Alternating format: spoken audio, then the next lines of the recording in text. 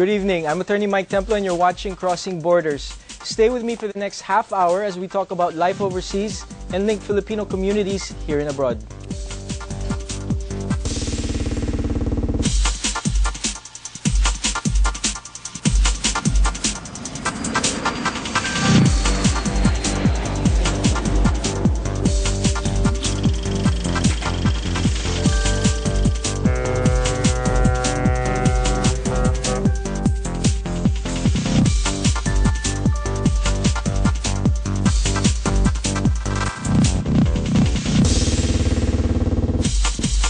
Newly appointed cabinet official who wasted no time buckling down to work a day after President Noynoy Aquino was sworn in. Jeff Canoy tells us how it went for 3 department heads. Aquino cabinet officials wasted no time in beginning their work on the second day of the new administration. At the Defense Department, there was no formal turnover for Secretary Voltaire Gazmin, the PSG chief of the Cory administration. Trabaho kagad. Mahirap yung formal, sayang lang yung oras eh. Ganun din naman ang mangyayari. Gazmin immediately met with department officials. On top of the agenda are preparations for the rainy season, the modernization of the armed forces, and peace talks with the rebel groups. Ang gusto ng presidente, ayusin na to. You sit down and talk. The more you kill, the more enemies you create. Gazmin will also investigate the alleged misuse of intelligence funds by his predecessor Norberto Gonzales. Hi Mona, decent, grand welcome. At the Education Department, Secretary Armin Luistro was warmly welcomed by DepEd employees and former Secretary Mona Valisno. Luistro says education is among the top priorities of the Aquino government. Ang sabi ng boss natin, kayo ang boss ko, ang bayang Pilipino. Ang kailangan nating pagsasalin nito ay ang batang Pilipino, ang boss natin. But Luistro refused to comment on the issue of sex education. Alam nyo, yung media hindi nakakatulong. Pag-aaway-awayin at saka hindi napapag-usapan ng maayos, mahinahon, we will talk about it without media. So wag na ninyo akong tatanungin tungkol sa sex education kasi hindi kayo nakakatulong. New Health Secretary Enrique Ona also had his baptism of fire as he answered several issues his department inherited from the previous administrations. These include the reproductive health bill. I support the issue of reproductive health. One of the biggest sins in the world today is if you bring in a child irresponsibly at lalo na kung hindi mo ma-afford yun. Ona admits he is not used to facing the media and that he was first hesitant to accept the health portfolio. But Ona says he is ready to push President Aquino's programs for the health sector, which include the compulsory universal health insurance for Filipinos. Jeff Canoy, abs-cbn News. No doubt the biggest news of this week was the inauguration of our new president, Noynoy Aquino. Many have called it the dawn of a new hope in the country. As the son of 2 democracy icons, Ninoy and Cory, promised to put an end to poverty and corruption, members of the official family have already been named and have begun working to help the new chief executive carry out his campaign promises. Among them is Alberto Lim, who was executive director of the Makati Business Club before he was given the tourism portfolio.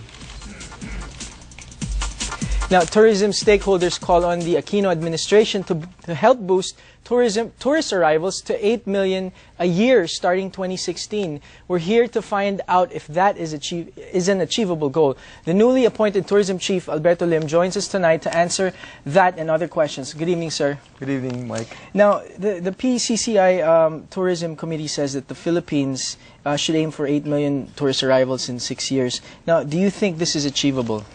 Well, you know, it took 30 years to go from 1 million in 1980 to 3 million in 2010. So I don't think that 8 million is achievable, nor do I think it's desirable. How so? Well, if we go for numbers for the sake of numbers, we could trash the place. I believe in responsible tourism. It's a concept that I worked on personally in my days in the tourism travel business. I spent about 20 years there, 15 of which were in resort development in El Nido. And the area is pristine, and we didn't go for numbers, we went for value. So high value, low volume. That was you achieve the same end, but you achieve another goal, Right. Which is basically to conserve the environment. Because if you try to go for numbers, you trash the environment, and that's not something that's desirable. So we shouldn't be so obsessed with the number of tourists, but more on the revenues that we earn. Ultimately, the goal really is to provide jobs for our people, and especially jobs in the rural areas, and especially in areas where the nature is pristine, and that's where the poverty is. Right. So tourism is a strategy for economic development, for creating jobs, and for reducing poverty. Right. Now, other than that, I mean, what are the strengths also of the country's tourism industry?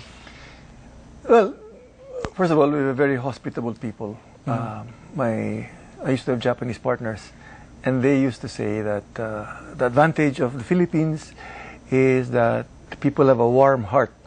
You know, people coming from the northern countries like it here. You know, they used to leave our resort crying because they made friends so easily. Right. Yeah, and you know, they'd come back because they've made friends, and that's the nature of the Filipino. So it's the Filipino hospitality that is our biggest strength, the people. Right.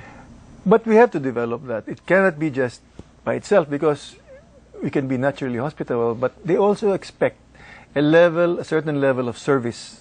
Right. So it's, you know, the service in delivery in the food and beverage, in the kitchen, in the interpretation of nature, in the interpretation of culture.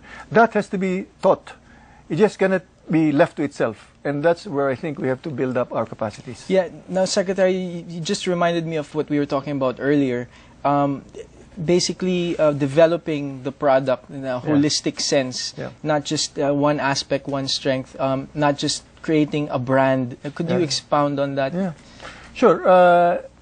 You know, people have this notion that the DOT's work is just promotion, and that we don't have enough money for promotion. Well, that's true, because compared to the other countries, our promotion budget is small.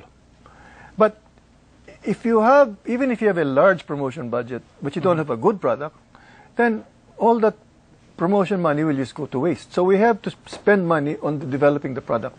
Now, what do I mean by the product?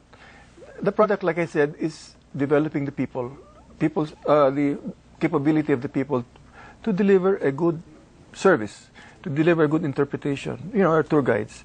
The product includes not just the facility, but it includes for example, the access. We have to have low-cost access to the country.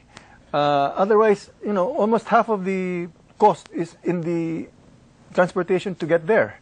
So one of the first things I will have to do is to look at to examine the state of our product, our tourism product. You know, we built airports without access roads. Right. You know, because of this, what they call a divided by N syndrome in the budget, where N is the number of congressmen. So every congressman has an airport or a piece of road. You never get to complete the network. So I'm going to look at our key destinations, and then what has to be done to complete the access, the road network, the airport. Right. That's not my job. That's the job of building the airport is the job of the DPWH or the DOTC.